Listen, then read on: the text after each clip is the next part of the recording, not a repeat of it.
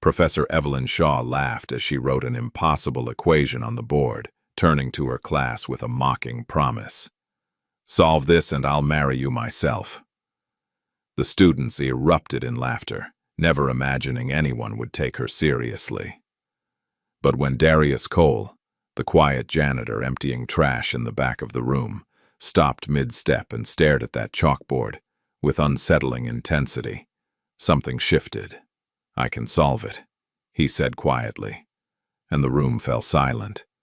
Nobody knew that the man they dismissed without a glance had once been the university's brightest mind, or that he was about to teach Professor Shaw a lesson she'd never forget, that brilliance doesn't wear a uniform, and some promises, even those made in cruelty, have consequences nobody sees coming. Just before we get back to it, I'd love to know where you're watching from today, and if you're enjoying these stories, make sure you're subscribed. The morning sun cast long shadows across Hartfield University's pristine campus, illuminating buildings that housed some of the brightest minds in the country. Students hurried between lecture halls, clutching coffee cups and textbooks, their conversations filled with theories and formulas. The university's reputation preceded it. Rigorous STEM programs, world-renowned faculty, and a student body selected from the top percentile of applicants nationwide. Everyone who walked these halls knew they were supposed to be exceptional. Darius Cole knew it too. He just wasn't supposed to be part of that world. At 34, Darius had worked the night shift and early morning maintenance detail for nearly 8 years. He moved through the campus like a ghost, emptying trash bins, mopping floors, and wiping down chalkboards before most people arrived. His navy blue uniform marked him as part of the invisible workforce, the people students walked past without making eye contact, the ones professors forgot existed until something needed fixing. This particular Tuesday morning found Darius in the mathematics and physics building, his cleaning cart squeaking softly as he made his rounds. Room 304 was empty, but the chalkboard was covered in yesterday's lecture notes. He paused at the threshold, his dark eyes scanning the equations that stretched from one end of the board to the other. Complex differential equations, nested integrals, transformation matrices, the kind of mathematics that made graduate students lose sleep. Darius set down his spray bottle and walked closer.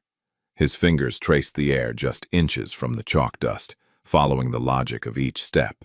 Near the bottom right corner, someone had erased part of a crucial transformation, leaving the solution incomplete.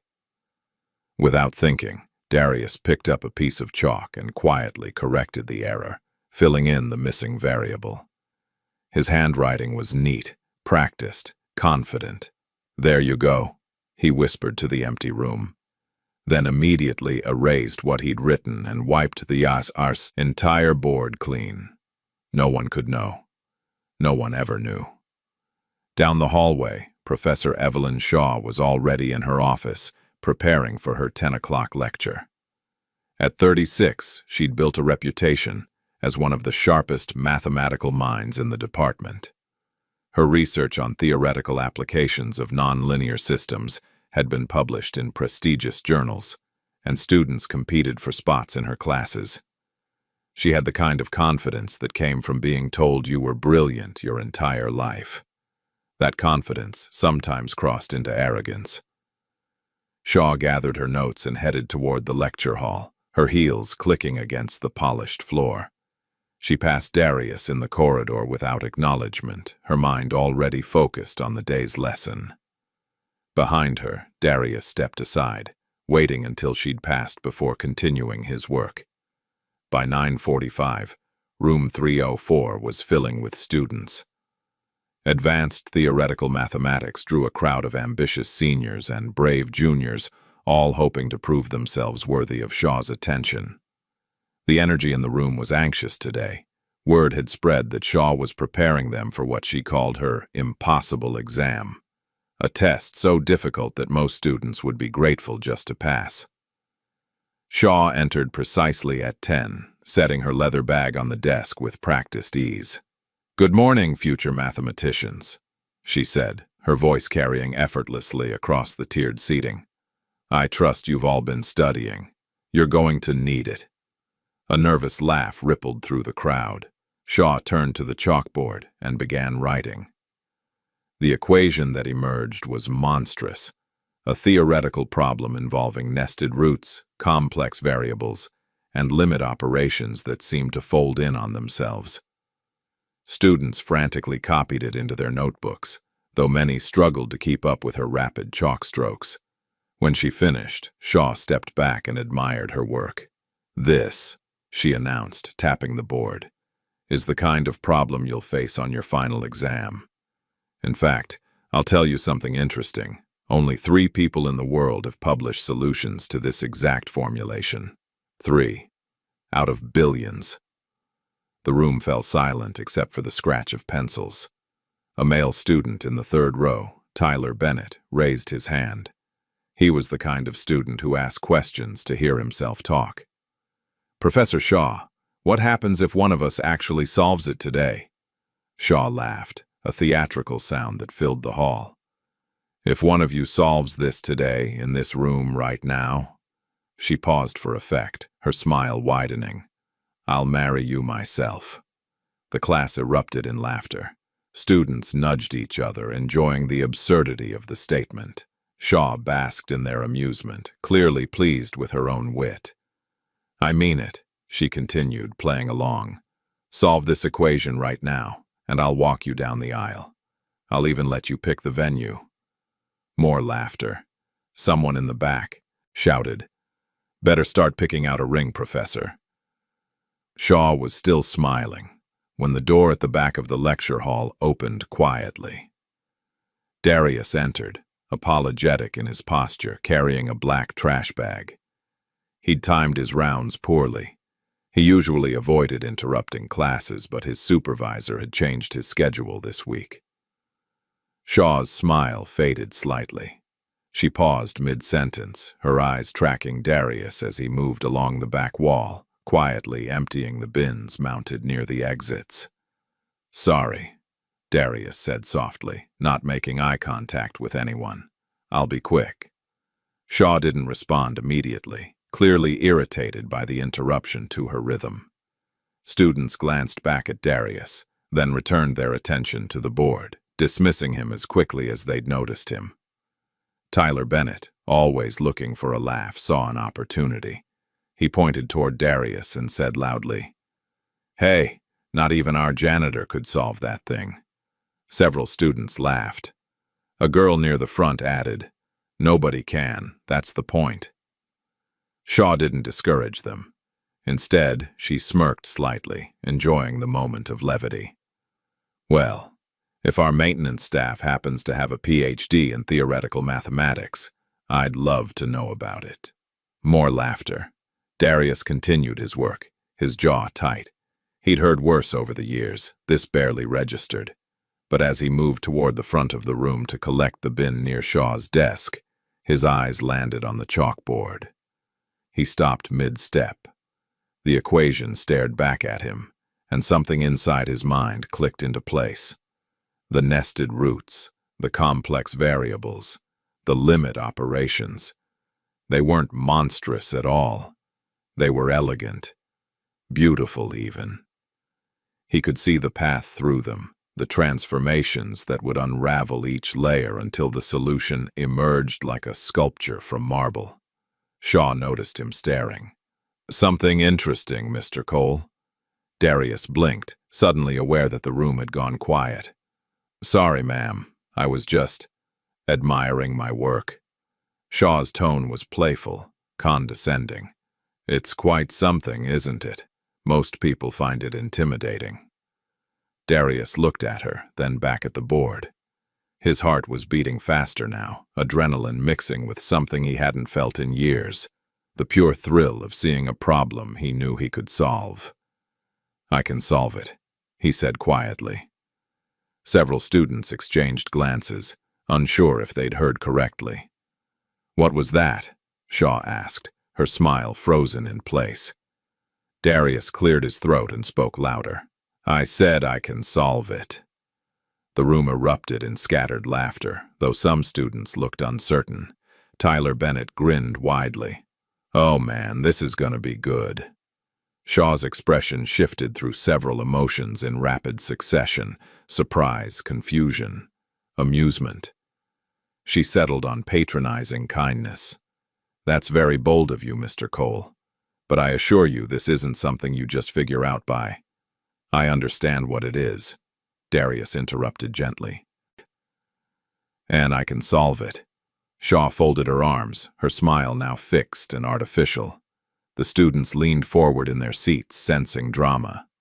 Someone in the back had already pulled out their phone. Well then, Shaw said, her voice dripping with theatrical enthusiasm. By all means, if you can solve that equation. She paused, glancing at her students with a knowing look. I'll marry you myself. The class laughed again, but this time the sound was different, hungrier, anticipating a spectacle. Darius looked at the chalkboard, then at Shaw, then back at the board. Every instinct told him to walk away, to apologize and leave, to stay invisible like he'd learned to do. But something deeper rose up inside him. 8 years of silence, of hiding, of pretending to be less than he was. He set down his trash bag and walked slowly toward the board. The laughter died immediately. Students sat frozen, watching him approach. Shaw's smile faltered, her arms still folded, but her posture less certain now. Darius picked up a piece of chalk. His hand was steady. The entire room held its breath. He touched the chalk to the board and began to write. The first stroke of chalk against the blackboard seemed to echo through the lecture hall. Darius wrote without hesitation, his movements fluid and precise. He started by restating the original equation in cleaner notation, then immediately began the first transformation. Students whispered to each other. Is he just guessing? Maybe he memorized something? There's no way. But Darius wasn't guessing. His method was deliberate, structured, sophisticated. He factored out the complex variables using a technique that made the nested roots more manageable, then applied a substitution that revealed hidden symmetries in the equation. Each step built logically on the last, and his handwriting, neat, controlled, practiced, told its own story. Shaw had stopped smiling entirely. She stepped closer to the board, her eyes scanning what he'd written. Her expression shifted from amusement to confusion, then to something that looked like concern. She recognized the transformation method he was using. It was an advanced technique typically taught only in specialized graduate seminars. Where had a janitor learned this? Darius continued writing, his quiet voice explaining each step as if he were teaching a class. The key is recognizing that this limit operation can be rewritten as a summation if we apply the appropriate convergence criteria. Once we do that, the nested roots collapse into a simpler radical form. A female student in the front row gasped softly. He's actually doing it. Tyler Bennett had his phone out now, recording. Several others followed suit. This was going to go viral. They could feel it. The audacity of the situation was too perfect. A janitor, a mocking professor, and a promise made in jest that might actually need to be kept. Shaw's face had drained of color. She moved even closer to the board, her eyes darting across each line of mathematics. Every step was correct. Not just correct, elegant. He was using methods she'd only seen in published research papers. Her mind raced. Who was this man? The door at the back of the lecture hall opened quietly, and Marcus Thompson, a doctoral teaching assistant, entered carrying a stack of papers. He'd come to drop off graded homework, but he froze when he saw what was happening.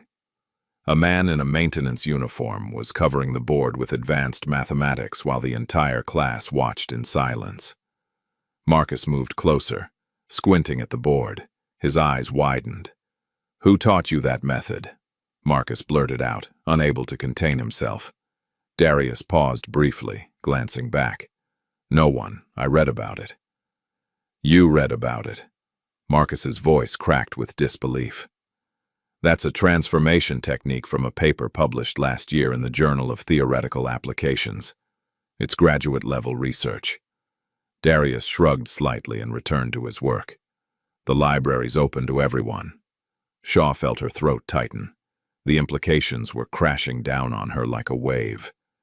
If he was right, if he actually solved this, she'd made a promise in front of 40 students, and at least 5 of them were currently filming. More than that, though, she'd mocked him. She'd laughed at him. And he was about to prove her completely, devastatingly wrong. Darius reached the critical section of the proof now, the nested integrals that represented the deepest complexity of the problem. These were the steps that separated casual mathematicians from true experts. He approached them methodically, applying integration by parts in a way that simplified the expression beautifully.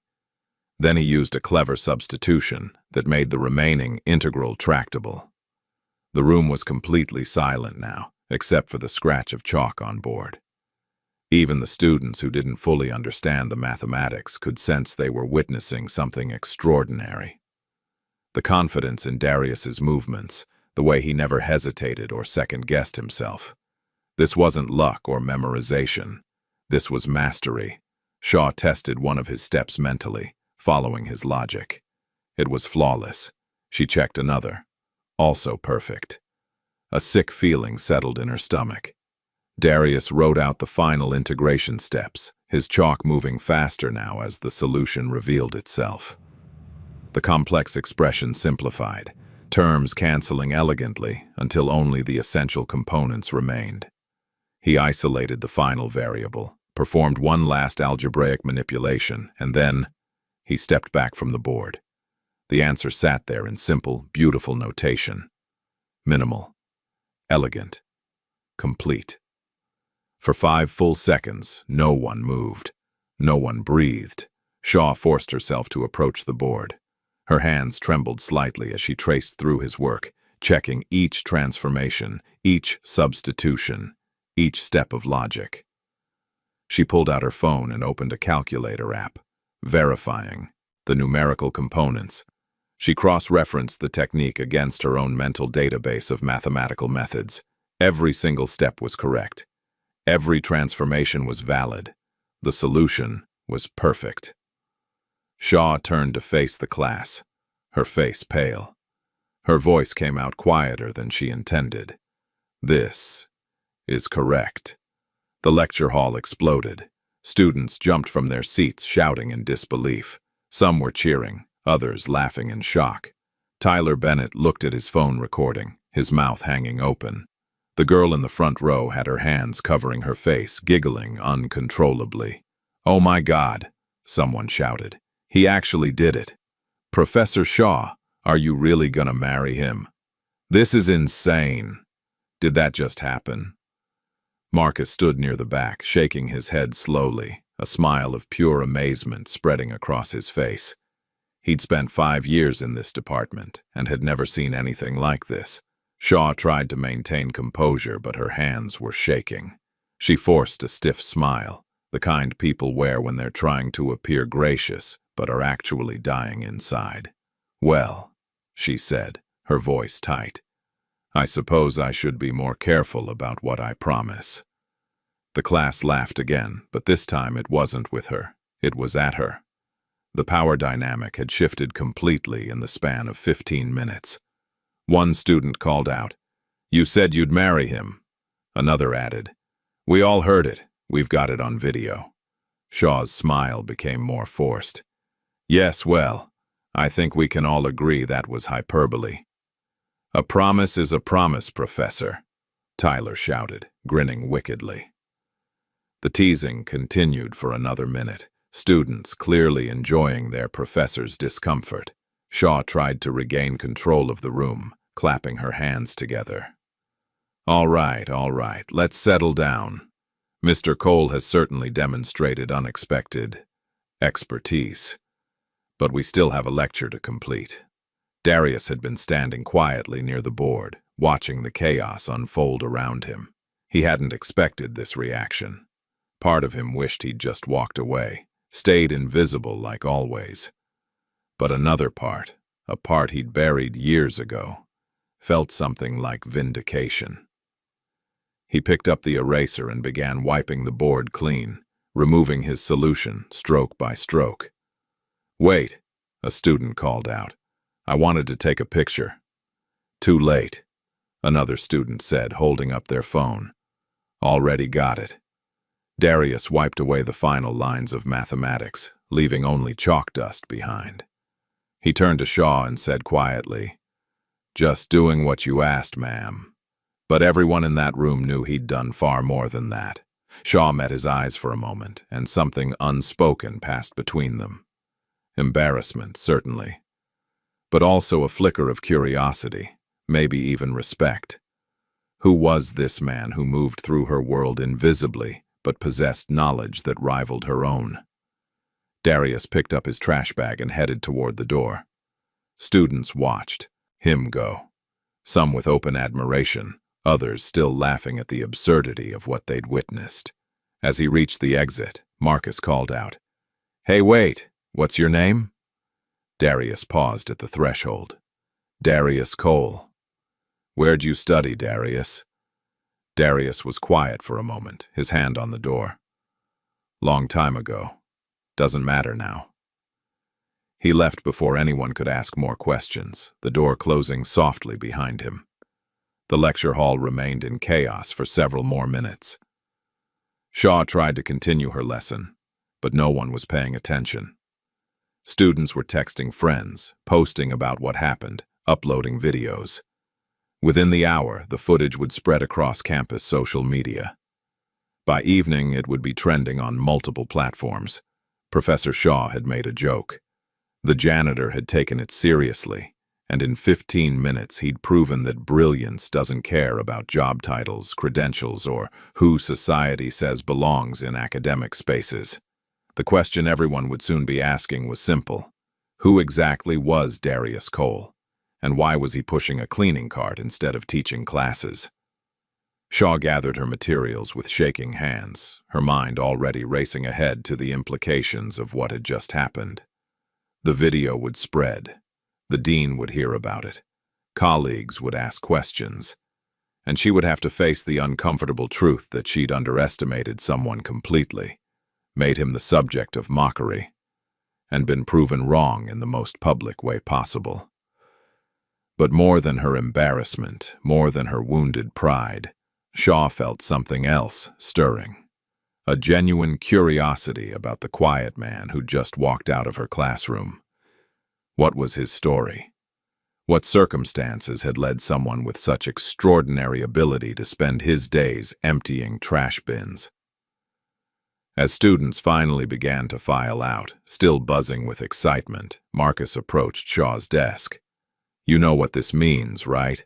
he said quietly. Shaw looked up at him, exhausted. "That I'm going to be the subject of campus gossip for weeks." "That," Marcus agreed, "but also that you just witnessed something remarkable. That man isn't just smart. He's operating at a level most of us will never reach. The question is, what are you going to do about it?" Shaw didn't have an answer. Not yet. But as she left the lecture hall and walked down the corridor where Darius had disappeared minutes before, she knew one thing with certainty. This wasn't over. Not by a long shot. Whatever happened next, that equation on the board and the promise she'd made so carelessly had set something in motion that neither of them could stop now. The video went viral overnight. By Wednesday morning, every phone on Hartfield University's campus seemed to be replaying the same 15-minute clip. A janitor in navy blue solving an impossible equation while a professor watched in stunned silence. The comment sections exploded with reactions ranging from admiration to schadenfreude. Students who'd never noticed Darius before suddenly knew his name. He hated every second of it. Darius arrived for his morning shift at 5:30, hoping the early hour would shield him from attention. It didn't. As he pushed his cart through the science building, he could hear students whispering, feel their eyes following him. Some smiled encouragingly. Others pulled out phones, trying to sneak photos. A few brave ones approached asking for autographs or selfies, treating him like a celebrity rather than a person. "I'm just trying to work," he told them gently, moving past with his head down. But the attention didn't stop. By mid-morning, the mathematics department was buzzing. Professors gathered in small clusters, speaking in hushed voices about the genius janitor. Some were genuinely curious. Others felt threatened, worried that their own expertise looked diminished by comparison. A handful were embarrassed. If a maintenance worker could solve problems they struggled with, what did that say about them? Professor Shaw barely slept Tuesday night. She'd watched the video 17 times, studying Darius's technique, trying to understand how she'd missed something so obvious. The man cleaned her classroom 4 times a week. She'd walked past him hundreds of times. How had she never noticed? Wednesday morning found her in the administration building, sitting at a computer terminal in human resources. She'd convinced the department secretary to let her access employee files, claiming she needed information for a special academic opportunity. The secretary, starstruck by the viral video, agreed immediately. Shaw pulled up Darius Cole's file and began reading. The basics were sparse. Hired 8 years ago, exemplary performance reviews, never missed a shift. No disciplinary issues, but there were gaps. Large ones. His employment history before Hartfield showed scattered jobs, retail, warehouse work, food service, nothing that suggested advanced education. Then she found it, buried in the optional education section. 1 year of undergraduate study at Hartfield University 15 years ago. Incomplete. No degree awarded. Enrollment terminated. Shaw's hands froze on the keyboard. He'd been a student here, at this very university. Her mind raced. What had happened? Why had he left? And why had he come back as maintenance staff? She dug deeper, accessing older records that required administrative passwords. The secretary had walked away for coffee, leaving Shaw alone. She knew she was violating privacy policies, but curiosity overrode caution. There, a scholarship record. Full academic scholarship for mathematics and physics. Awarded to Darius Cole, age 19. Academic performance, exceptional. First-year GPA, perfect. Second semester enrollment, withdrawn. Reason for withdrawal: family emergency, medical. Shaw sat back in her chair. The pieces beginning to form a picture she didn't want to see. A brilliant young student, forced to leave school. Medical emergency. Years of low-wage work. Then returning to the place where his dreams had died, but only to clean its floors. Down the hallway, Professor Martin Hendricks was also reading about Darius. But his information came from memory. At 62, Hendricks had taught at Hartfield for 35 years. He'd seen thousands of students come and go, but some you never forgot. He found Shaw in the HR office, startling her. "Looking into our unexpected prodigy?" Hendricks asked, his voice knowing. Shaw closed the file quickly, guilty. "I was just trying to figure out who he is," Hendricks finished. "I can save you some trouble. I remember him." Shaw's eyes widened. "You taught him?" "Briefly. Fall semester, 15 years ago. Introduction to theoretical mathematics. He was the brightest student I'd seen in a decade." Hendricks's expression grew somber. Then his mother got sick, cancer, aggressive. He tried to balance school and taking care of her, but it was impossible. By December, he'd withdrawn to work full-time, pay for her treatments. Did she survive? Hendricks shook his head slowly. She passed the following spring. By then, Darius had lost his scholarship eligibility, accumulated debt, and missed too much time to re-enroll easily. The system failed him, plain and simple. We gave him a semester of compassion, then moved on to the next crop of students. Shaw felt sick, and he came back here to work. 7 years later, yes. I recognized him immediately when he started in maintenance. but he made it clear he didn't want to discuss the past. I respected that. Hendricks looked at Shaw intently. The question is, what are you going to do with this information? Shaw didn't have an answer yet. By lunchtime, the campus was in full gossip mode. The student newspaper published an emergency online edition with the headline, "Mystery Janitor Solves Impossible Equation, Professor's Promise Goes Viral." The article had been viewed 12,000 times in 3 hours. Darius spent his lunch break hiding in the custodial supply closet in the basement of the engineering building. It was the only place he could find silence. He sat on an overturned bucket, eating a peanut butter sandwich, trying to process how his carefully maintained invisibility had shattered in 15 minutes. His phone buzzed constantly with notifications. Someone had found his barely used social media profile and tagged him in hundreds of posts. Friend requests poured in from strangers. His direct messages were flooded with everything from marriage proposals to job offers to interview requests from podcasters. He turned off the phone and sat in darkness, finishing his sandwich in peace. A knock on the door made him jump. "Darius, it's Professor Shaw. Can we talk?" He considered not answering, but the door wasn't locked. She could walk in if she wanted. After a moment, he said, "It's open." Shaw entered cautiously, her eyes adjusting to the dim light. She saw him sitting there, looking exhausted, and something in her chest tightened with guilt. "I'm sorry to intrude," she said quietly. "I've been looking for you.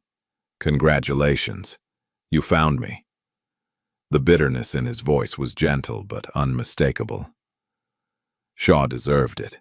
She pulled the door partially closed behind her, giving them privacy. "I owe you an apology, a real one. What I did in that classroom, the way I mocked you, encouraged my students to mock you, it was cruel and unprofessional. I'm deeply sorry." Darius looked at her, weighing her sincerity. "You didn't know." "That's not an excuse. I shouldn't have treated anyone that way, regardless of who they were or what I assumed about them." They sat in uncomfortable silence for a moment. Shaw took a breath. "I spoke with Professor Hendricks. He told me you were a student here once. He told me why you left." Darius's jaw tightened. That wasn't his story to tell. "I know, and I'm sorry for prying. But Darius..." Shaw moved closer, her voice earnest. "What happened to you was unfair. You deserved better. You still deserve better. I have a job. It pays my bills. That's more than a lot of people can say. You're wasting your potential emptying trash bins." Darius stood abruptly, his sandwich wrapper falling to the floor. "My potential? You don't know anything about my potential. You didn't care about it yesterday when I was just the janitor interrupting your lecture. You care now because I embarrassed you, because I made you look bad in front of your students. Don't pretend this is about me." Shaw flinched at the accuracy of his words. "You're right. Part of this is about me, about my ego and my embarrassment. But that doesn't change the fact that you're brilliant and you're hiding it. I'm not hiding anything. I'm surviving. There's a difference. Then stop just surviving and start living again. Come back to school. Finish what you started." Darius laughed bitterly. "With what money? What scholarship? I'm 34 years old with 8 years of employment history as a janitor. No university will take me seriously. This one will, I'll make sure of it." "Why?" Darius challenged. "Why do you suddenly care?" Shaw met his eyes directly. "Because yesterday you showed me that I've become exactly the kind of professor I promised myself I'd never be. The kind who judges people by their appearance, their job title, their circumstances. The kind who forgets that brilliance can exist anywhere." Her voice cracked slightly. "You reminded me that I'm capable of cruelty, and I don't like who I saw in that video. So yes, part of this is selfish, but part of it is also right." Darius studied her face, looking for deception and finding only genuine remorse. He sat back down on the bucket, suddenly exhausted. "Even if I wanted to come back," he said quietly, I don't belong in that world anymore. 15 years is a long time. The mathematics have evolved. The field has moved on. I'd be starting over. So start over. You solved a problem in 15 minutes that most PhD candidates couldn't touch. You're not starting from nothing. You're starting from exceptional. Before Darius could respond, his supervisor's voice echoed down the hallway. Cole, where are you? You've got 3 buildings behind schedule. Shaw stepped toward the door. Think about it, please. And if you decide you want help, come find me. She left quickly, passing Darius's supervisor with a polite nod. Darius emerged from the closet, grabbed his cart, and returned to work, Shaw's words echoing in his mind. By Thursday, the story had spread beyond campus. Local news picked it up. Janitor stuns university professor with mathematical genius. The coverage was sympathetic but also sensationalized, treating Darius like a feel-good curiosity rather than a person. Students began approaching him differently now. Some wanted help with their homework. Others asked him to explain concepts their professors had made confusing. A group of engineering majors invited him to their study group. Despite his discomfort with the attention, Darius found himself saying yes to a few of them. The tutoring started informally. After his shift on Thursday evening, he met 3 students in the library: Sarah Chen, Marcus's younger sister, DeAndre Foster, a junior from Detroit, and Emma Patterson, a senior who was struggling with differential equations. Darius explained concepts in ways that clicked immediately. He didn't talk down to them or make them feel stupid for not understanding. He met them where they were and built bridges to comprehension. Within an hour, Emma had solved 3 problems that had stumped her for days. "You're a better teacher than half our professors," DeAndre said, shaking his head in amazement. "I just remember what it's like to not understand something," Darius replied.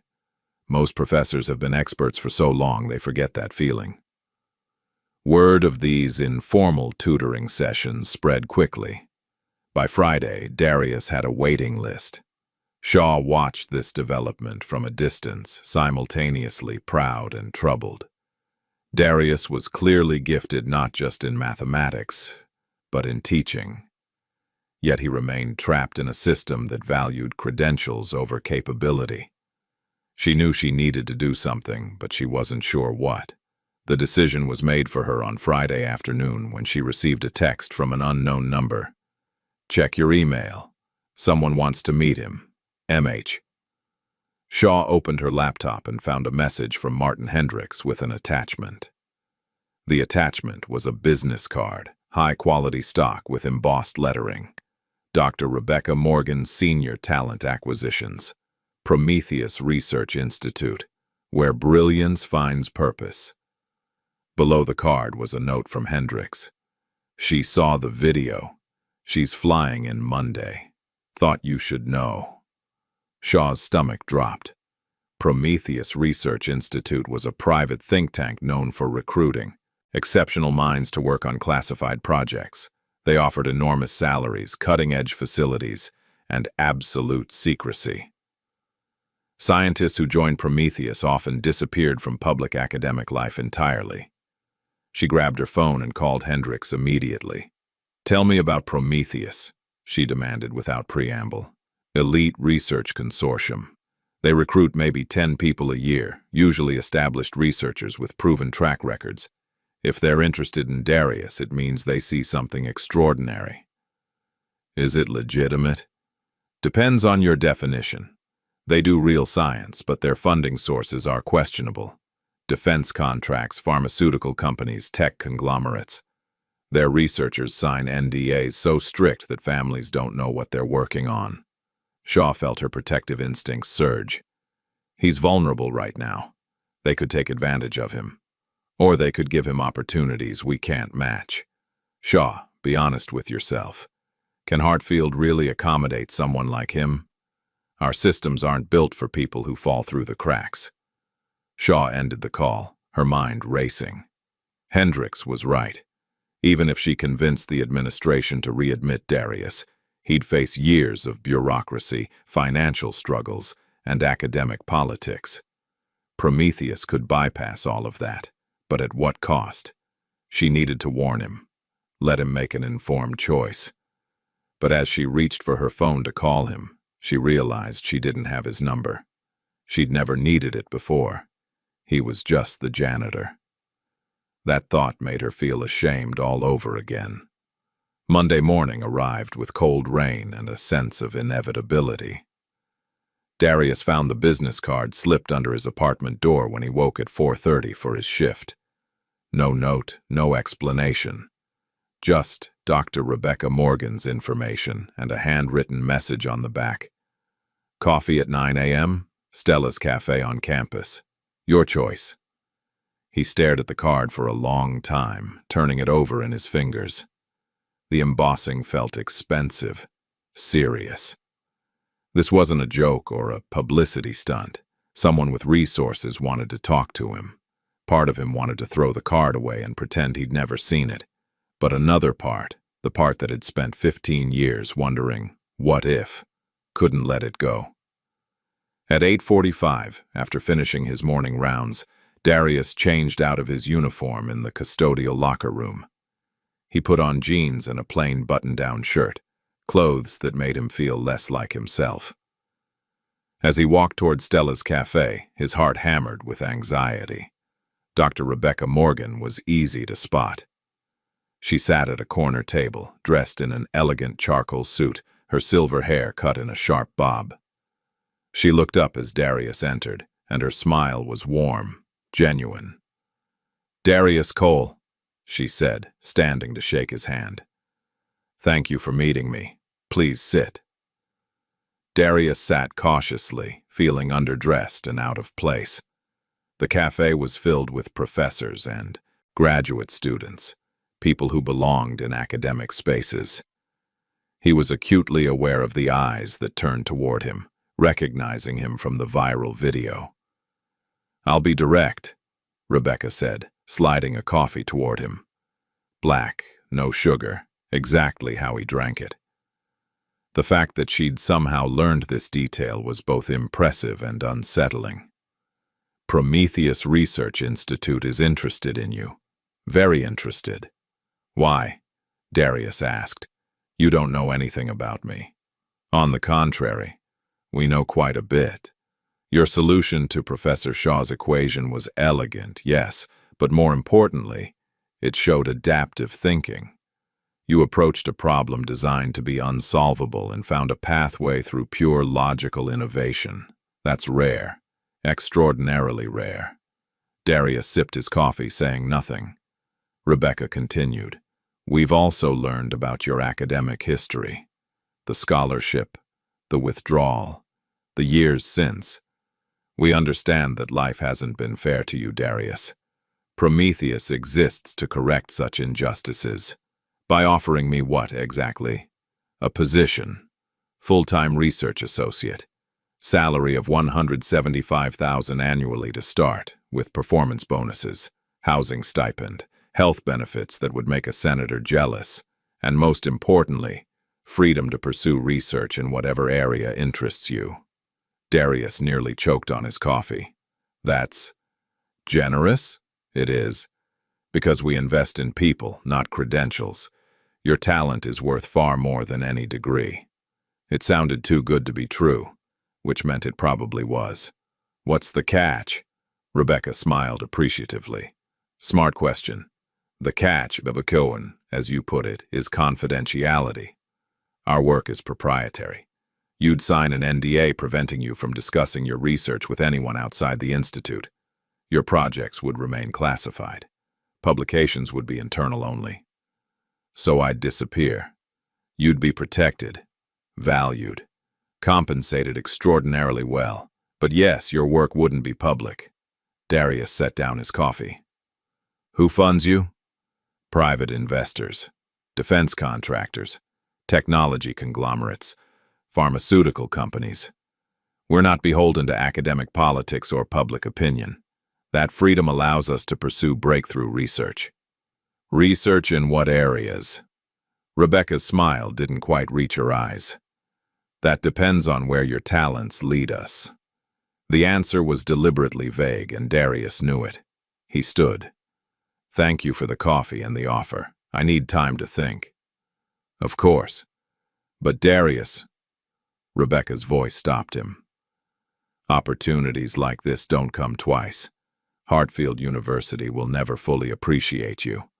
They'll offer you crumbs, maybe readmission, maybe a scholarship with strings attached. We're offering you respect.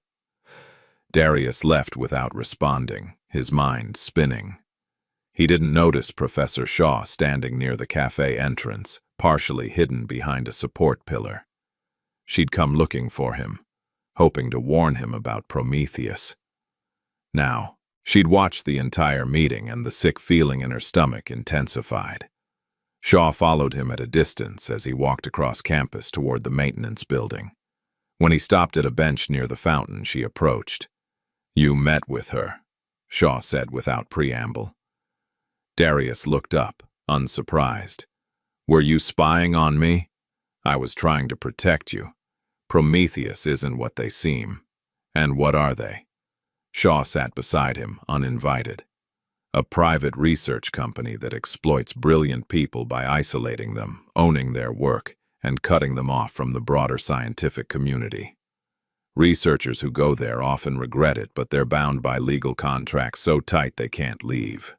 Sounds like you're describing most corporate jobs. This is different. Darius, I've seen what happens to people who join outfits like Prometheus. They get swallowed whole. Your work becomes their property, your ideas enrich their investors, and you can't even publish under your own name." Darius studied her face. "Why do you care? A week ago you didn't know I existed." "I care because you deserve better than being used by people who see you as an asset instead of a person." "That's rich coming from you."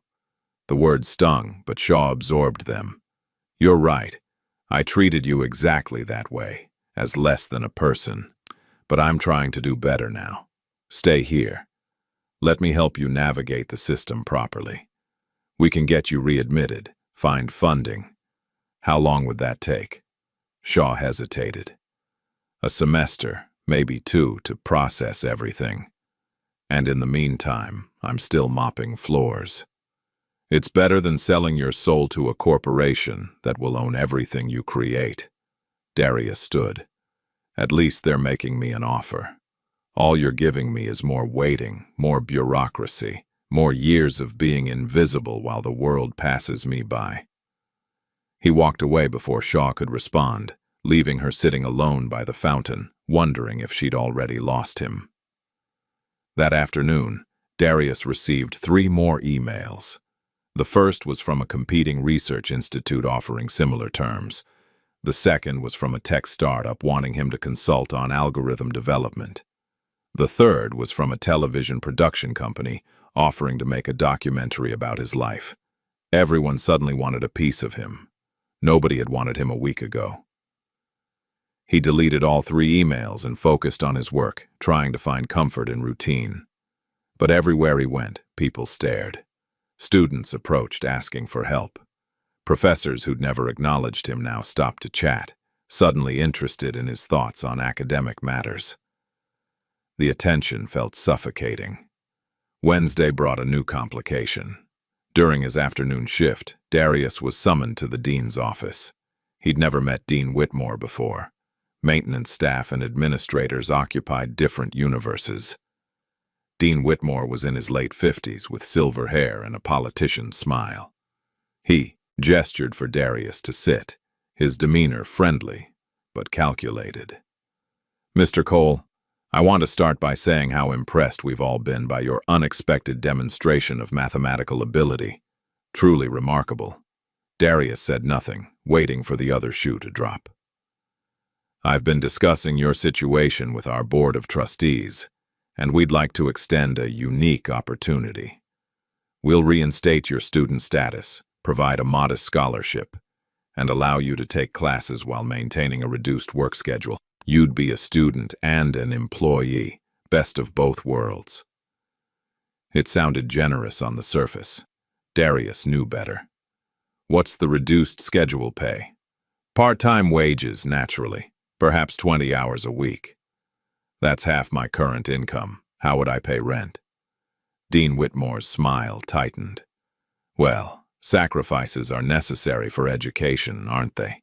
Student loans are available. So you want me to go into debt while working for you part-time and attending classes full-time? I'd frame it as an investment in your future.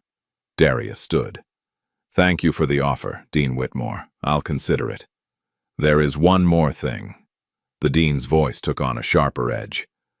This situation has created certain publicity challenges for the university. We'd appreciate your discretion going forward, perhaps avoiding further viral moments that might embarrass our faculty. There it was. They wanted him quiet, controlled, grateful for whatever scraps they offered. I'll keep that in mind, Darius said evenly, and left. He was halfway across campus when Professor Shaw caught up with him, slightly out of breath. I heard about the dean's offer, she said. It's insulting. It's better than nothing. It's designed to keep you dependent and controllable. They're offering you just enough to feel obligated, but not enough to actually thrive. Darius stopped walking and turned to face her. What exactly do you want from me, Professor Shaw? You keep showing up, telling me what I shouldn't do, warning me away from opportunities. But what are you actually offering me besides more waiting and more uncertainty? Shaw opened her mouth, then closed it. He was right. She'd been critical of every option without providing a real alternative. I'm offering to fight for you, she said finally, to push the administration to do better, to help you navigate a system I know inside and out. Why? Because you remind me why I became a professor in the first place. Because I made a promise to you, even if it was a joke. And because... She hesitated, vulnerability flashing across her face. Because I see myself in you. I know what it's like to be underestimated, to have to prove yourself over and over. I'm a woman in theoretical mathematics. I've spent my entire career fighting to be taken seriously. I recognize that fight in you. Darius felt something shift in his chest. For the first time, Shaw wasn't speaking as a guilty professor trying to assuage her conscience. She was speaking as someone who genuinely understood. Help me prepare for the academic placement exam, he said quietly. If I'm going to come back to school, I want to do it on my own terms, with my own scores proving I belong. No favors, no special treatment, just evidence that I can compete at this level. Shaw's face broke into a genuine smile. Okay, yes. When do we start? Tonight, after my shift. If you're serious about this, prove it. I will. They shook hands. And for the first time since the equation on the chalkboard, Darius felt like he was moving forward instead of just reacting. What neither of them knew was that Dr. Rebecca Morgan had just sent an email to her superiors with a subject line that would change everything. Target acquired. Expect complications. Recommend aggressive recruitment protocol. And in his office, Dr. Andrew Lang, a rival professor who'd watched Shaw's rising popularity with growing resentment, was composing an anonymous email to the university's HR department. The complaint he filed would accuse Darius of misconduct, fabricate stories about intimidation, and systematically attempt to destroy the credibility he'd only just begun to build. The forces gathering against Darius were more powerful than either he or Shaw realized, but they were also underestimating something crucial. A man who'd survived 15 years of invisibility had learned how to fight in ways they'd never expect. The real battle was just beginning. Shaw and Darius had been working together for 3 nights when the summons arrived. Their study sessions had fallen into a comfortable rhythm. Darius finished his shift at 9, met Shaw in her office at 9:30, and they worked through advanced mathematics until midnight. She was impressed by how quickly he absorbed material, how he'd retained so much despite 15 years away from formal education. Thursday morning shattered that progress. Darius arrived at work to find an email marked urgent. He was required to report to Human Resources immediately. No explanation, no context. Just a summons that made his stomach drop with familiar dread. He'd seen this before. The bureaucratic machinery preparing to crush someone who didn't fit neatly into organizational boxes. The HR conference room was coldly professional. 2 representatives sat waiting. Margaret Ellis, a stern woman in her 50s with reading glasses on a chain, and David Park, younger, uncomfortable, clearly there as a witness rather than a participant. "Mr. Cole, thank you for coming," Margaret began, her tone formal. "We've received a complaint regarding your conduct." Darius felt the floor shift beneath him. What kind of complaint? Margaret slid a document across the table. "A formal allegation that on multiple occasions you've created hostile disruptions in academic settings and exhibited aggressive, intimidating behavior toward students and faculty." Darius read the complaint, his disbelief growing with each word. According to the anonymous report, he'd aggressively confronted Professor Shaw in her classroom, intimidated students with his presence, and created an atmosphere of fear and discomfort across campus. The language was professional, calculated, designed to sound credible. It was also completely fabricated. "This is a lie," Darius said quietly. "All of it."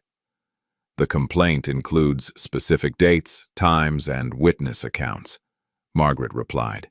"We take such allegations very seriously." "Who filed this?" "The complainant requested anonymity for safety reasons." "Safety reasons?" Darius's voice rose slightly. "I've barely spoken to anyone. I keep my head down, do my work, and go home. Ask anyone who actually works with me."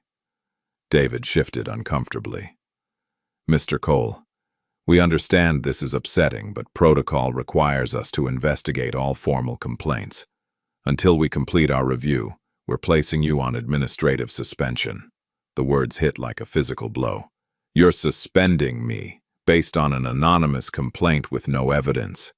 "It's temporary pending investigation," Margaret said, her expression unchanged. "You'll need to surrender your campus ID and building access cards. You'll be contacted when we have more information." Darius stood slowly, his hands shaking with barely contained anger. "I solved one equation. That's all I did. And now someone's trying to destroy me for it. This isn't about an equation, Mr. Cole. It's about workplace conduct." "No," Darius said, his voice hardening. "It's about keeping me in my place, making sure I remember I'm just the janitor and I should have stayed invisible." He dropped his ID card on the table and walked out, feeling eyes on him as he crossed campus. Word traveled fast in universities. By lunchtime, everyone would know the genius janitor had been suspended. The whispers would start. Maybe he wasn't what he seemed. Maybe the complaints were legitimate. Maybe he'd been hiding something darker all along. The campus rumor mill exploded exactly as Darius predicted. Students divided into camps. Some defended him passionately, insisting the complaint was obviously retaliation. Others whispered uncertainly, wondering if they'd misjudged him. A few, the ones who'd never liked the disruption his viral moment caused, spoke more openly about how he'd humiliated Professor Shaw and created chaos in the mathematics department. Shaw heard the news during her afternoon lecture. A student raised their hand and asked if it was true that Darius had been suspended for threatening behavior. Shaw's carefully prepared lesson plan evaporated. "Where did you hear that?" she demanded. "It's all over social media. People are saying he got aggressive with you, that you filed a complaint." Shaw's face flushed with anger. "That is absolutely false. I filed no such complaint, and Mr. Cole has never been anything but respectful. Anyone spreading that rumor is lying." After class, Shaw marched directly to the HR office. Margaret Ellis met her with professional coolness. "Professor Shaw, I can't discuss personnel matters with you." "Then let me make something clear to you," Shaw said, her voice low and furious. I was present for every interaction between Mr. Cole and my students. There was no aggression, no intimidation, nothing remotely resembling the behavior described in whatever complaint you received. This is a setup, and I want to see that complaint. Complaints from faculty and staff are confidential. I'm faculty. If someone's using my classroom to fabricate charges, I have a right to know. Margaret's expression flickered, just briefly, with something that might have been guilt or discomfort. I can't help you, Professor Shaw. The process must run its course. Shaw left the office and immediately pulled out her phone.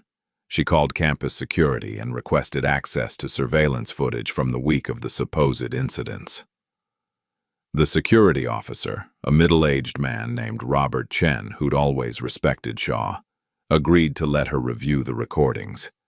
She spent 3 hours in the security office, watching footage from every camera in the mathematics building. What she found was exactly what she expected. Nothing. Darius moved through hallways quietly, kept to himself, spoke briefly and respectfully when approached. There wasn't a single frame that could possibly support claims of aggressive behavior. But she found something else interesting. A 14-minute gap in the footage from Tuesday night, the night of the supposed break-in to the mathematics office that had never been officially connected to Darius, but hung over him like unspoken suspicion. The cameras had gone offline, then come back online as if nothing had happened. Shaw took detailed notes and screenshots. Someone had tampered with the security system, and she was beginning to suspect exactly who. While Shaw investigated, Darius sat alone in his small studio apartment, staring at the walls. His phone buzzed constantly with messages, students offering support, reporters requesting interviews, and one particularly persistent email from Dr. Rebecca Morgan at Prometheus. Offer still stands. These problems would disappear if you joined us. Think about it. He deleted the email. Around 6 that evening, there was a knock on his door. He opened it to find 3 students, DeAndre Foster, Emma Patterson, and Sarah Chen, the ones he'd been tutoring. We know you didn't do what they're saying, DeAndre said immediately, and we want to help. There's nothing you can do. This is above your pay grade. We're engineering and computer science students, Sarah said.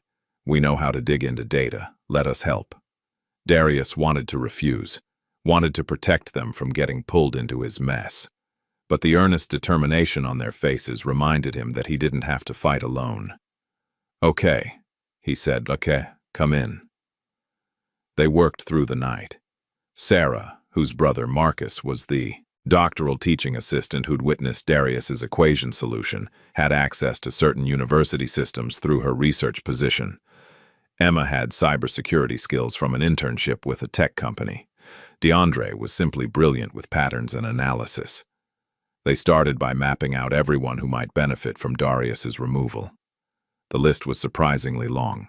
Professors threatened by his intelligence, administrators worried about liability, rival institutions wanting to poach him without competition, even some students who felt their achievements were diminished by comparison. Then Sarah made a breakthrough. She pulled electrical logs from the campus infrastructure, public records that tracked power usage across buildings. On the night of the security camera outage, there had been an unusual power spike originating from the physics research lab. The spike occurred at exactly the right time to explain the camera malfunction. Who has access to that lab?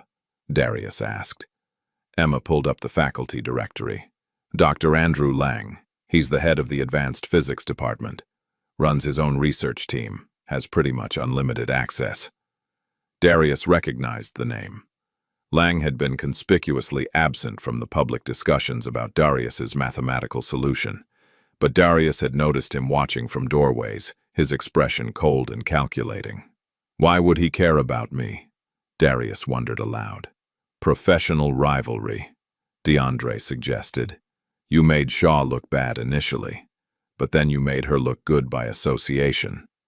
Shaw's star is rising because of you, and if Lang was already competing with her for department resources or recognition, he'd want to eliminate the source of her new popularity. Emma finished. Classic academic politics. They kept digging, cross-referencing metadata from campus emails, tracking patterns in administrative meetings, looking for connections. Around 3 in the morning, Sarah found it. An email sent from an anonymous account that had been traced back to the same IP address as Lang's office computer. The email contained early drafts of the complaint language that would later be filed with HR. "Got him," Sarah whispered. But having evidence and being able to use it were different things. Lang was a tenured professor with powerful allies. Darius was a suspended janitor with a viral video and 3 undergraduate students backing him up. "We need someone with authority," Darius said. "Someone the administration will actually listen to." "Professor Shaw," Emma said immediately. "She's been trying to help you, right?" Darius nodded slowly. Shaw had proven herself more trustworthy than he'd initially believed, and she had the credentials, the position, and increasingly, the motivation to fight this battle. He texted her at 3:30 in the morning. "Found something. Can you meet tomorrow?" Her response came within seconds. "Yes. My office. 9 a.m. Friday morning, Shaw arrived at her office, early, nervous energy driving her movements. She'd barely slept, her mind racing with possibilities and implications. When Darius arrived with DeAndre, Sarah, and Emma trailing behind, she knew immediately that something significant had developed. They spread their evidence across her desk. Electrical logs, email traces, security footage analysis, timeline reconstructions. Shaw listened intently, her expression growing darker as the picture became clear. "Lang," she said finally. "I should have known. He's been passive-aggressive toward me for years, always positioning himself as the department's real talent, while implying I only got recognition because of my gender." "Can we prove he filed the complaint?" Darius asked. "The email IP trace is circumstantial but compelling. Combined with the power spike evidence and his access patterns, it builds a case. But Lang is careful. He'll have plausible deniability for everything. Then, we need him to make a mistake," Sarah said. "Something that exposes him clearly." Shaw considered this. The Board of Trustees meets Monday to discuss the complaint against Darius. Lang will be there as a department representative. If we can present our evidence before he has a chance to prepare his defense. "He'll panic," Emma finished. "Make a move that reveals his involvement. It's risky," Shaw warned. "If we accuse him publicly without absolute proof and we're wrong, we lose all credibility. Darius would be finished at this university." Darius met her eyes. "I'm already finished here if we don't fight back. What do I have to lose?" Later that morning, Dean Whitmore summoned Shaw to his office. She went prepared for confrontation, but what she found was something more unsettling. Political calculation disguised as concern. "Evelyn," the dean began, using her first name with calculated familiarity. "I'm worried about you." "Worried about what?" "Your involvement with Mr. Cole. It's becoming noticeable. People are talking about the time you're spending together, the way you've become his defender. It doesn't look good professionally." Shaw felt her anger spike. "I'm helping a brilliant person who's being sabotaged. That's exactly what a professor should do. Or you're allowing personal feelings to cloud your judgment." The dean's voice took on a sharper edge. "You embarrassed yourself in that viral video. Now you're overcompensating, trying to prove you're not prejudiced by becoming inappropriately involved with maintenance staff. It's affecting your credibility." "My credibility is fine. What's affecting this university's credibility is how we're treating someone with extraordinary talent, just because he doesn't fit our typical profile." Dean Whitmore stood, his patience clearly thin. Let me be explicitly clear, Professor Shaw. Drop this crusade. Focus on your research, your teaching, your actual job. Mr. Cole's situation will be resolved through proper channels. Your interference is not helping him, it's making things worse. Is that a threat? It's friendly advice.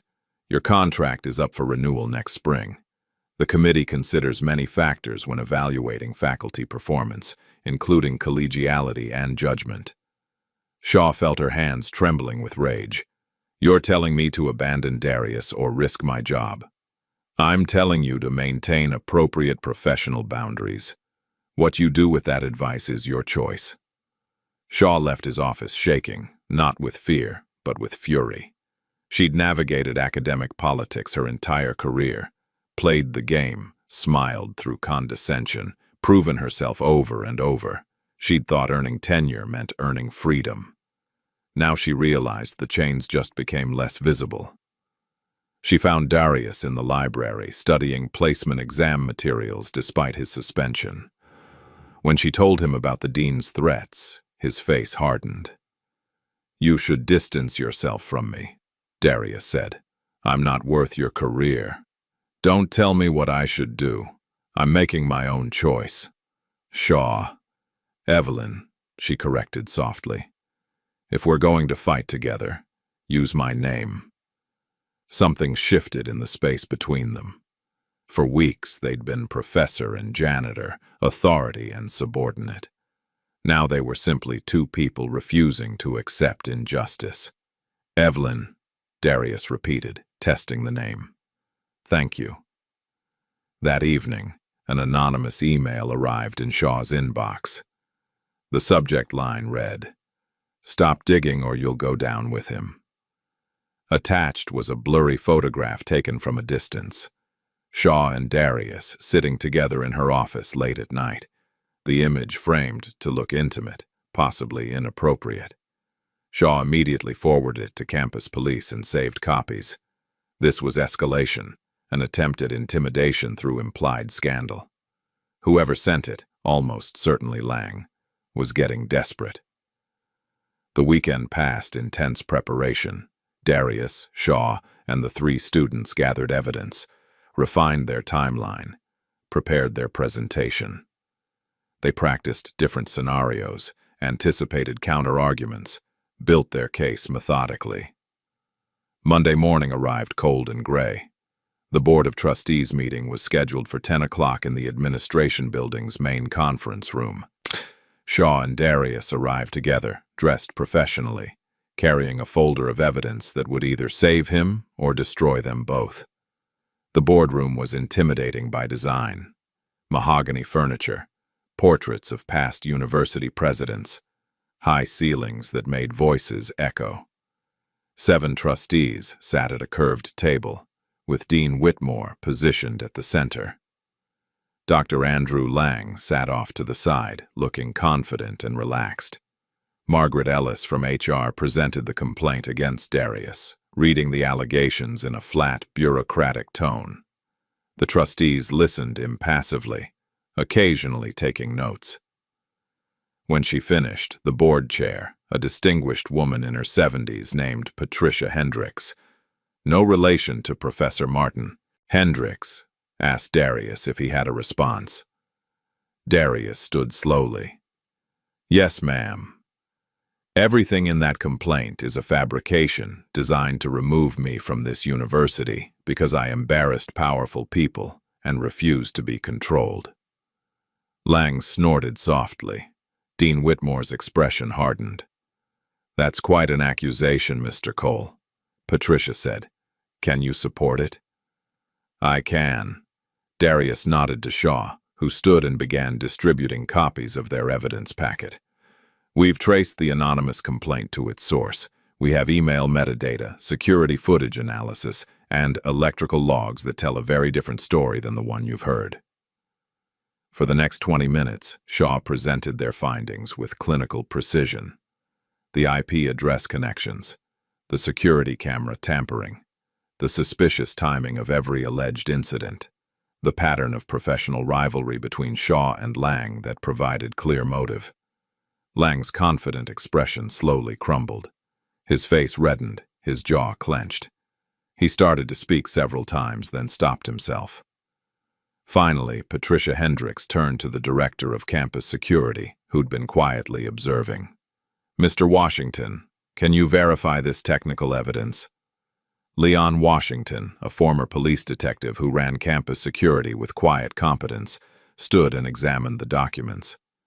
He pulled out his laptop, cross-referenced their data against official security logs, and spent several minutes working in silence while everyone waited. Finally, he looked up.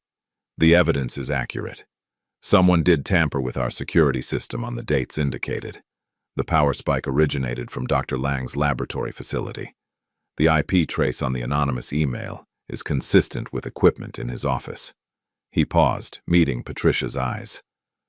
"This wasn't Mr. Cole. Someone went to considerable effort to frame him." The room erupted in murmurs.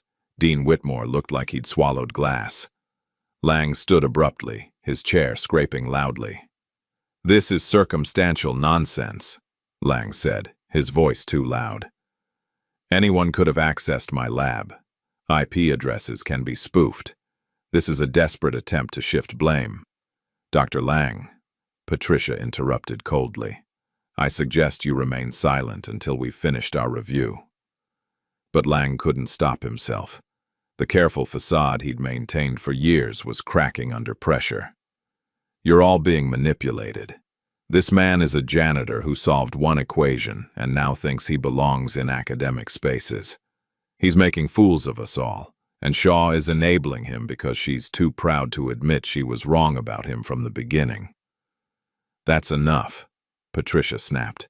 "Dr. Lang, you are suspended from all university duties effective immediately pending a full investigation into these allegations. Please leave this meeting."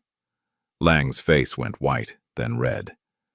He looked around the table, searching for allies and finding none. Everyone was either looking at their papers or deliberately avoiding his gaze. The power he'd wielded for years evaporated in seconds. He stormed out, slamming the door hard enough to make the portraits rattle. Patricia turned back to Darius and Shaw. "Mr. Cole, on behalf of this board, I apologize for the injustice you've suffered. Your suspension is lifted immediately, and we'll be investigating how our HR protocols failed so dramatically." Darius felt dizzy with relief. Shaw reached out and squeezed his hand briefly under the table. "However," Patricia continued, "this situation has revealed larger questions about your status at this university. You clearly possess abilities far beyond your current position. The board would like to discuss options for your future here, if you're interested." Darius looked at Shaw, who nodded encouragingly. "I'd like to take the academic placement exam," he said. "Earn my way back into education properly. No special treatment, no shortcuts. Just a fair chance to prove what I can do." Patricia smiled for the first time. "I think we can arrange that." The meeting adjourned with handshakes and apologies. As Darius and Shaw left the building, they found Sarah, DeAndre, and Emma waiting anxiously outside. "Well?" Emma asked breathlessly. "Lang's suspended," Shaw reported. "Darius is reinstated and—" She looked at Darius with genuine pride. "He's getting his fair shot." The students cheered, hugging Darius despite his protests. Campus security walked past and Leon Washington nodded respectfully to Darius, a small gesture that meant everything. As they walked across campus together, Darius felt something he hadn't experienced in 15 years. Hope. Not the desperate hope of survival, but the solid hope of possibility. He'd faced the system designed to crush him and had not only survived, but won. Shaw walked beside him, and their hands brushed accidentally. Neither pulled away immediately. "Thank you," Darius said quietly, "for fighting when you didn't have to." "I had to," Shaw replied, "not because of guilt or obligation, but because it was right. And because—" She paused, choosing words carefully. "Because somewhere along the way, This stopped being about making amends for my mistake and started being about who you actually are. Darius met her eyes and something unspoken passed between them. Something neither was quite ready to name yet, but both recognized. The war wasn't over. Lang would fight back, the dean would retaliate in smaller ways, and Prometheus Institute was still circling like a predator. But for this moment, Darius had won something more important than a single battle. He'd won back his right to exist in the space where he belonged. 2 weeks after the board meeting, Darius walked through campus with his head held higher than he had in years. Students greeted him by name. Professors nodded respectfully as he passed. The viral video that had once felt like exposure now felt like validation, proof that he'd been right to take that risk, to pick up the chalk and solve the equation that changed everything. But the real change was still ahead of him. The academic placement exam was scheduled for Saturday morning in the University Testing Center. Shaw had helped him prepare every evening, their sessions growing longer and more comfortable. They'd moved past formalities weeks ago, working through complex problems with the easy rhythm of true intellectual partnership. Sometimes they'd argue about methodologies. Other times they'd build on each other's ideas so seamlessly that neither could remember who'd started which thought. During one late session, Shaw looked up from the practice problems she'd been grading and found Darius staring at the ceiling, his expression distant. "What are you thinking about?" she asked. "My mother," he said quietly. "She used to say I had a gift, that I could do anything I set my mind to. When I dropped out to take care of her, she cried, not because she was sick, but because she felt like she was stealing my future." Shaw set down her pen. "You know she wasn't, right? You chose love over ambition. That's not weakness, it's strength. I know that now. But for years I felt like I'd failed her by not finishing what I started, like I'd wasted the potential she believed in." Darius met Shaw's eyes. "Taking this exam feels like honoring her memory properly, finally finishing what we both wanted." Shaw felt her throat tighten with emotion. "She'd be so proud of you, Darius, not just for your intelligence, but for your character, for staying kind despite everything you faced. I learned that from her, too." They sat in comfortable silence for a moment before returning to their work. But something had deepened between them, a mutual understanding that transcended their circumstances. Saturday arrived with crisp autumn air and bright sunshine. Darius entered the testing center at 8 in the morning, his stomach churning with nerves he hadn't felt in years. The exam would determine his placement level, whether he'd start as an undergraduate, skip ahead to advanced courses, or potentially qualify directly for graduate-level work. The proctor, an older woman named Mrs. Henderson, recognized him immediately. "You're the young man from the video," she said warmly. "Good luck today. I'll be rooting for you." The exam was brutally difficult, exactly as it should be. 4 hours of advanced mathematics covering everything from theoretical foundations to cutting-edge applications. Darius worked methodically, his pencil moving steadily across page after page. Some questions he answered immediately. Others required careful thought, working through multiple approaches before finding the elegant solution. When time was called, Darius set down his pencil, feeling genuinely uncertain. He'd given his best effort, but the exam had been designed to challenge even the most prepared students. Now all he could do was wait. The results came back faster than expected.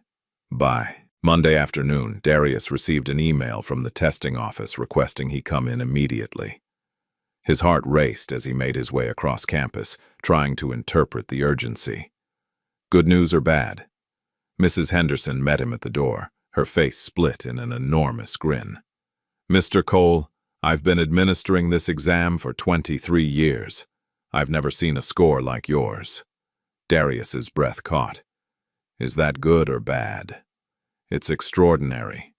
You didn't just pass. You achieved the highest score in the program's history. The review committee wants to place you directly into graduate-level coursework with full academic standing. Darius felt his knees weaken. He grabbed the doorframe for support, overwhelmed by the magnitude of what he'd just accomplished. Everything he'd worked for, everything he'd sacrificed and fought to reclaim. It was real. It was happening. "There's more," Mrs. Henderson continued. "The university is offering you a full scholarship, a stipend for living expenses, and a teaching assistantship position. You'll be helping other students while completing your own degree." Teaching. The word resonated in Darius's chest.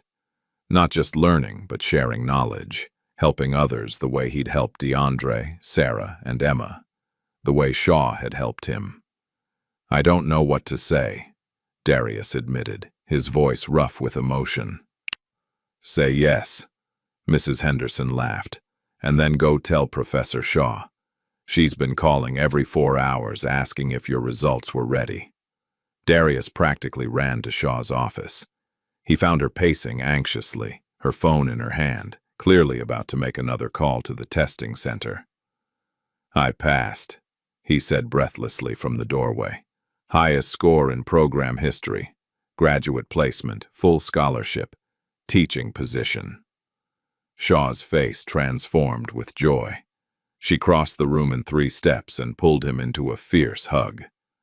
Darius froze momentarily. They'd been carefully maintaining professional boundaries despite their growing closeness. But then his arms came up and he hugged her back just as tightly. "I'm so proud of you," Shaw whispered. "So incredibly proud." When they pulled apart, both were blinking back tears. Shaw laughed self-consciously, wiping her eyes. "Sorry, I don't usually get emotional about test scores." "This isn't just a test score," Darius said softly. "This is my life starting over, and I couldn't have done it without you. You could have, you would have. I just helped clear some obstacles. You did more than that. You believed in me when I'd stopped believing in myself." The moment stretched between them, charged with unspoken feelings. Shaw opened her mouth to respond when a knock on the door interrupted them. Martin Hendricks stood in the hallway, his weathered face creased with a genuine smile. "I heard the news. Congratulations, Darius. I always knew you had it in you." "Thank you, Professor. That means a lot coming from you." Hendricks stepped into the office, his expression growing more serious. "I also came to warn you both. Dr. Lang is making noise. He's filed an appeal of his suspension, claiming the evidence against him was circumstantial and obtained improperly. He has some supporters on the faculty who are uncomfortable with how quickly everything happened." Shaw's joy dimmed. "How much trouble are we talking about?" "Probably not enough to reinstate him, but enough to make things uncomfortable. He's also been making allegations about your relationship with Darius, implying impropriety, suggesting your support of him is motivated by personal rather than professional interest." Darius felt anger surge through him. "That's ridiculous, sir. Shaw has been nothing but professional." "I know that. You know that. But Lang is skilled at planting seeds of doubt. He's going to make your transition into student life as difficult as possible." "Let him try," Shaw said firmly. "We've faced worse."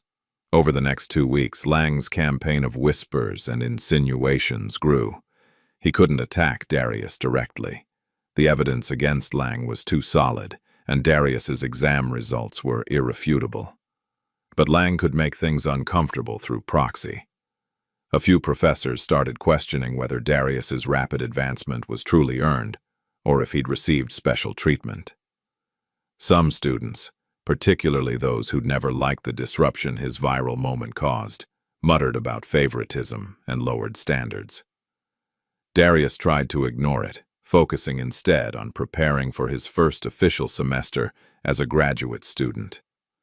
The university had worked quickly to process his enrollment, and he was scheduled to begin classes in January, just 2 months away. In the meantime, he'd been offered an opportunity that both excited and terrified him, leading an informal study group for students struggling with advanced mathematics. The first session was held in a large classroom on a Wednesday evening. Darius arrived early, his heart pounding with nervousness. 23 students had signed up, a mix of undergraduates and graduates who'd heard about his teaching style from DeAndre, Sarah, and Emma. When Darius walked to the front of the room, the students burst into spontaneous applause. He stood frozen for a moment, overwhelmed by the reception. "Okay," he said when the applause died down, his voice shaky but gaining strength. "Let's be clear about something. I'm not here because I'm smarter than anyone else. I'm here because I remember what it feels like to not understand something, to feel lost and frustrated and convinced you'll never figure it out. That memory keeps me humble, while it also makes me a good teacher." He picked up chalk and turned to the board. "Tonight, we're going to tackle differential equations. And we're going to do it in a way that makes sense, not just memorizing formulas, but understanding the logic underneath. If you don't understand something I say, stop me. Questions aren't signs of weakness, they're signs of engagement." For the next 2 hours, Darius taught with a clarity and patience that left students stunned. He explained complex concepts using everyday analogies. He worked through problems step by step, showing not just what to do, but why each step made logical sense. When students got stuck, he guided them toward answers rather than simply providing solutions. Shaw observed from the doorway, her heart swelling with pride. This was who Darius was meant to be. Not invisible, not diminished, but standing at the front of a room sharing his brilliance with others. After the session, students surrounded Darius with questions and thanks. One young woman, a junior named Rachel, who'd been on the verge of changing majors due to her struggles with mathematics, had tears in her eyes. "You just explained in 2 hours what my professor couldn't make me understand in 6 weeks, she said. "Thank you. You might have just saved my academic career." Darius felt something shift inside him, a sense of purpose he'd been missing for 15 years. This was what he was meant to do. Not just solve problems, but help others solve them too. As the students filed out, Shaw approached. "You're a natural," she said simply. "It feels right," Darius admitted. "Like I've finally found where I belong." "You have." And Darius... Shaw hesitated, choosing her words carefully. "What Lang is saying about us, about my motives for helping you, I want you to know it's not true. My support for you is genuine, professional." "I know," Darius interrupted gently. "I've never questioned that. But..." Shaw sensed there was more. Darius took a breath, gathering courage. "But if I'm being honest, somewhere along the way, my feelings became more than professional. I didn't plan it. I tried not to let it happen. But working with you these past weeks, seeing your integrity and your strength, Evelyn, I..." "Stop," Shaw said quickly, holding up a hand. "Don't finish that sentence. Not yet." Darius felt his stomach drop. "I'm sorry, I shouldn't have..." "You misunderstand. I'm not saying no, I'm saying not yet. You're about to start a new chapter of your life. You'll be my colleague, possibly even my student in some shared courses. There are ethics considerations, power dynamics to navigate. If something is going to happen between us, it needs to happen at the right time, in the right way. And when is the right time?" Shaw smiled softly. "When you're standing on equal ground with me. When you're Professor Cole, not just Darius, the former janitor who I helped. When nobody can question whether your achievements are real or products of favoritism." She reached out and squeezed his hand briefly. "I'm not saying never. I'm saying not yet. Can you live with that?" Darius squeezed back. "I've waited 15 years to restart my life. I can wait a little longer for the rest." 3 months later, the university hosted its annual winter academic celebration, a formal event recognizing outstanding achievements and contributions to the community. Darius had been invited as one of the evening's honorees, a fact that still felt surreal. He stood in his small apartment, struggling with the tie Shaw had helped him pick out the previous week. His reflection showed a man transformed. The same face, the same quiet intensity in his dark eyes, but carrying himself differently now. With confidence, with belonging. A knock on the door interrupted his battle with the necktie. He opened it to find Shaw standing there in an elegant navy dress, her hair styled differently than usual, looking simultaneously professional and stunning. "I thought you might need help with that," she said, gesturing to his crooked tie. "Am I that obvious? You've been texting me photos of your tie attempts for the past 20 minutes. Darius laughed, stepping aside to let her in. Shaw fixed his tie with practiced efficiency, her fingers gentle but sure. Standing this close, Darius could smell her perfume, something subtle and citrusy that he'd come to associate with their late-night study sessions. "There," Shaw said, stepping back to admire her work. "Very professional. You look like you belong at an academic celebration. I don't know if I'll ever feel like I truly belong in these spaces." "Good. That awareness will keep you grounded. The moment you start feeling entitled to respect is the moment you stop earning it." They drove to campus together, the conversation flowing easily between comfortable silence and bursts of discussion about everything from Darius's coursework to campus politics. The semester had been intense. Darius was taking a full graduate course load while managing his teaching assistant responsibilities and leading his weekly study groups. He was exhausted most days, but it was the good kind of exhaustion that came from purposeful work. The celebration was held in the university's grand ballroom, a space normally reserved for major donor events and presidential addresses. Hundreds of faculty, students, and administrators mingled beneath glittering chandeliers, the atmosphere formal but celebratory. Darius felt eyes tracking him as he entered. Some looked at him with genuine admiration, others with curiosity tinged with skepticism. A few, Lang's remaining allies, with barely concealed hostility. Lang himself wasn't present. His suspension had evolved into a formal misconduct investigation that would likely result in his termination. Dean Whitmore was there, looking uncomfortable. He'd been quietly reprimanded by the board for his handling of Darius's situation, though he'd kept his position. He avoided making eye contact with Darius across the room. The evening proceeded with dinner and several speeches celebrating various academic achievements. Then Patricia Hendricks, the board chair, took the podium. "We have a special recognition tonight," Patricia began, her voice carrying across the room. "Earlier this year, our university was reminded of an important lesson. That brilliance doesn't always announce itself in conventional ways. That potential can be overlooked, dismissed, or even actively suppressed by systems that should nurture it." The room grew quiet, everyone understanding whom she was discussing. Darius Cole came to this university 15 years ago as a promising young student. Circumstances forced him to leave. When he returned, it was in a capacity that made him invisible to most of us, but his brilliance couldn't stay hidden forever. One equation, one moment of courage changed everything. Patricia gestured for Darius to join her on stage. He stood slowly, his heart hammering, and walked toward the podium. The applause that greeted him was genuine, warm, sustained. "Darius, would you like to say a few words?" Patricia asked.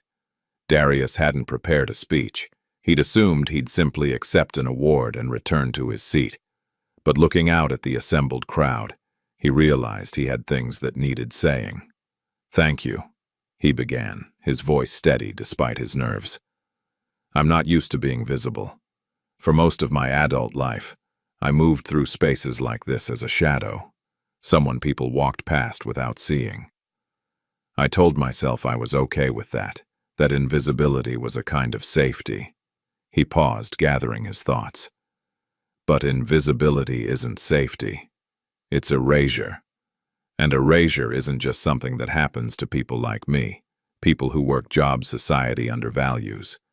It happens to anyone who doesn't fit neatly into expected categories, students who learn differently, researchers who think unconventionally, anyone who challenges the systems we've built around education and achievement. Several people in the audience nodded, including Shaw, whose eyes shone with pride. I'm standing here tonight because one person saw past my job title and recognized my potential. Because students decided I was worth defending even when it put them at risk. Because a board of trustees chose justice over convenience. But for every person like me who gets a second chance, how many don't? How many brilliant minds are we losing because we're not looking in the right places? The room was absolutely silent now. So I'm grateful for this recognition, but I'm also challenging all of us, myself included, to do better. To look for brilliance in unexpected places, to question systems that create barriers instead of bridges, to remember that potential doesn't have an age limit, a dress code, or a job requirement. He paused, his voice growing thick with emotion. My mother used to tell me that intelligence without compassion is just calculation. Kindness without action is just sentiment. She taught me that real wisdom means using your gifts to lift others, not just yourself. I'm trying to honor that lesson every day. The applause when he finished was thunderous. Students rose to their feet first, then faculty, then even some administrators. Darius accepted the award, a small, crystal piece symbolizing academic excellence, and returned to his seat, overwhelmed. After the ceremony, dozens of people approached to congratulate him and shake his hand. Students asked about his study group schedule. Professors invited him to research collaborations. One elderly donor pressed a business card into his hand and said quietly, "My foundation funds scholarships for non-traditional students. I'd like to discuss creating one in your mother's name." Darius felt tears prick his eyes. She'd love that. As the crowd thinned, Shaw found him standing alone near the fountain outside the ballroom, staring up at the stars. She approached quietly, standing beside him in comfortable silence. "Quite a night," she finally said. "I keep waiting to wake up." "It's real, Darius. You earned every bit of it." They stood together, shoulders almost touching, neither quite ready to leave, but both aware that the evening was ending. A voice called out from behind them, "Professor Shaw, Mr. Cole." They turned to find a group of students approaching. DeAndre, Sarah, Emma, and several others from Darius's study group. "We just wanted to say congratulations," Emma said. "And also," she glanced at her friends conspiratorially, "we have a question." "What kind of question?" Shaw asked warily. Rachel, the junior who'd nearly changed majors, stepped forward with a mischievous grin. "We were wondering if Professor Shaw ever plans to make good on her original promise." Darius and Shaw both froze, immediately understanding what she meant. DeAndre laughed. "You did say you'd marry whoever solved that equation. We all heard it. It's on video."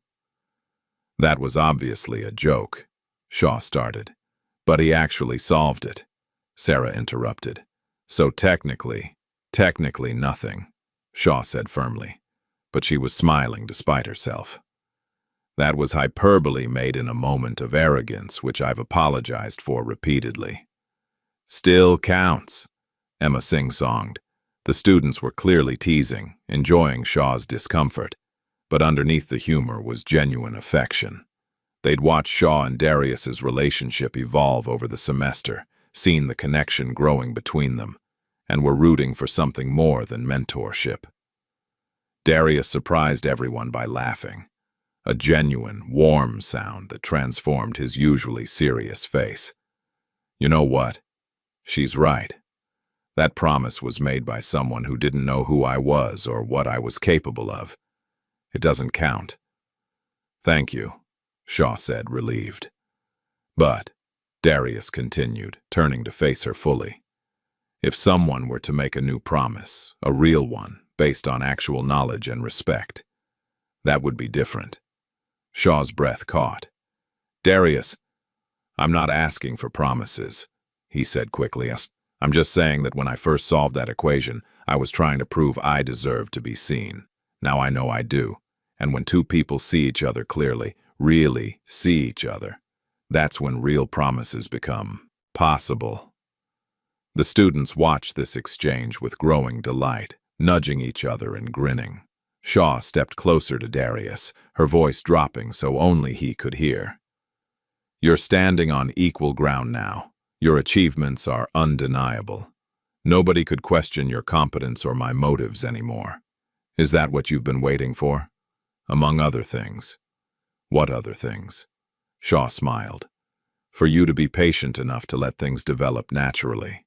For both of us to be certain this is real, not just gratitude or guilt or circumstantial emotion. For the right moment. And is this the right moment? Shaw looked around at the students watching them with barely contained excitement, at the beautiful campus illuminated by lamplight, at the man before her who'd transformed from invisible to undeniable through courage and brilliance. Not quite, she said softly. But we're getting close. Darius smiled, understanding dawning. I can wait. You won't have to wait long. The students groaned in disappointment at the ambiguous conclusion to the conversation, but they were also smiling. They dispersed gradually, leaving Shaw and Darius alone by the fountain. Can I walk you to your car? Darius asked. I'd like that. They walked slowly across campus, neither in any hurry. The paths that had once represented such different worlds for them, she the professor, he the janitor, now felt like shared territory. They talked about Darius's plans for next semester, about Shaw's research project, about the weather and trivial things that felt important simply because they were discussing them together. At Shaw's car, they paused. You know what I realized during your speech tonight? Shaw said. You didn't just solve that equation on the board. You solved this place. This entire university and everything it represents. You showed us who we could be if we actually lived up to our ideals. I had help, Darius reminded her. We helped each other. That's what equals do. Their hands brushed, then clasped. Briefly, gently, full of promise for something that was still becoming. Good night, Evelyn. Good night, Darius. As Shaw drove away, Darius stood in the parking lot for a long moment, looking back at the campus that had once represented his lost dreams and now represented his reclaimed future. He thought about his mother, about the equation that changed everything, about the journey from invisible to undeniable. He thought about Shaw's smile and the way she'd said, not quite, instead of no.